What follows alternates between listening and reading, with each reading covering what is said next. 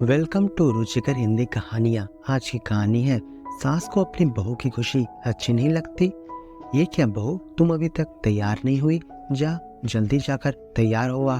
ये सब काम तू अब रहने दे, मैं इसे कर देती हूँ। नहीं तो तुझे पता ही है ना कि राहुल का स्वभाव कैसा है। जल्दी जाकर रेडी होकर आ।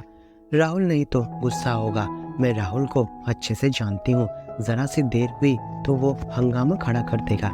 जानकी जी ने अपनी बहू राधिका से कहा।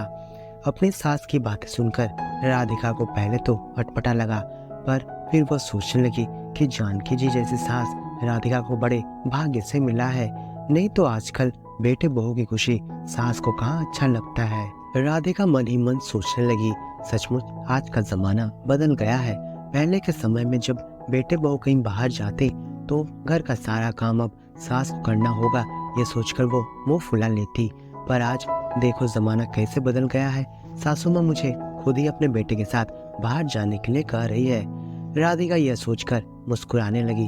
उसे मुस्कुराता हुआ देखकर उसकी सास उसके सामने आई और हाथ पकड़ कहने लगी, अरे बहू, कहाँ खो गई? क्या सोच रही है? जा जल्दी तैयार होकर आ। राधिका ने भी थोड़ा मजाक करते हुए कहा, माँ आप कितनी अच्छी हैं। मैंने तो सोचा था कि आप अपने बेटे बहू को साथ देखकर ईर्ष्या करेंगी, पर ये क्या, आप तो दोनों को साथ देखकर बहुत खुश हो रही हैं। क्या आपको बहू बेटों को साथ में देखकर कभी गुस्सा नहीं आता क्या? जानकी जी ने बड़े प्यार से कहा, नहीं बेटा, गुस्सा क्यों आएगा? बहू बेटा को साथ देखकर तो मुझे बहुत ही अच्छा लगता है। तुम दोनों की जोड़ी तो भगवान ने खुद बनाई है, तो इसमें मुझे गुस्सा क्यों आएगा? मैं भी तो राहुल के पापा के साथ यहाँ वहाँ घूमने निकलती हूँ, उनके साथ समय बिताने में मुझे भी बहुत अच्छा लगता है। तो मुझे अपने बेटे बहू को साथ देखकर भला क्या परेशानी हो सकती है? चल अब बहुत बातें हुई, जाकर जल्दी से तैयार होकर आ। जानकी जी ने बड़े प्यार से कहा, मम्मी जी आप कितनी अच्छी हैं, आपकी जैसी सास सभी को मिले, मैं यही चाहती हूँ। पर अभी भी बहुत सारे ऐसे लोग हैं जिससे बहू की खुशी देखी नहीं जाती। वे लोग केवल दोनों के रिश्तों में दरार डालने का काम करते हैं। राधिका ने अपनी सास से कहा, हाँ मुझे ये बात पता है बहू, आज भी दुनिया में बहुत सारे ऐसे लोग हैं जो अपनी बहू की खुशी नहीं देख सकते। वो खुद भी हमेशा तनाव में रहते हैं, दूसरों को भी तनाव देते हैं।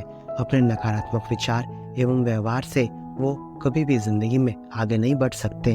हमें सकारात्मक चीजों में अपना मन लगाना चाहिए, जिससे कि हमारी छोटी सी जिंदगी सार्थक बन सके।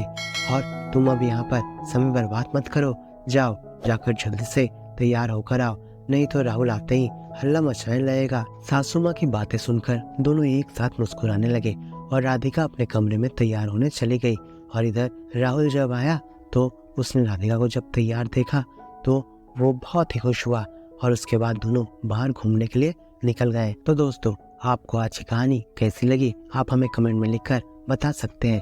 धन्यवाद।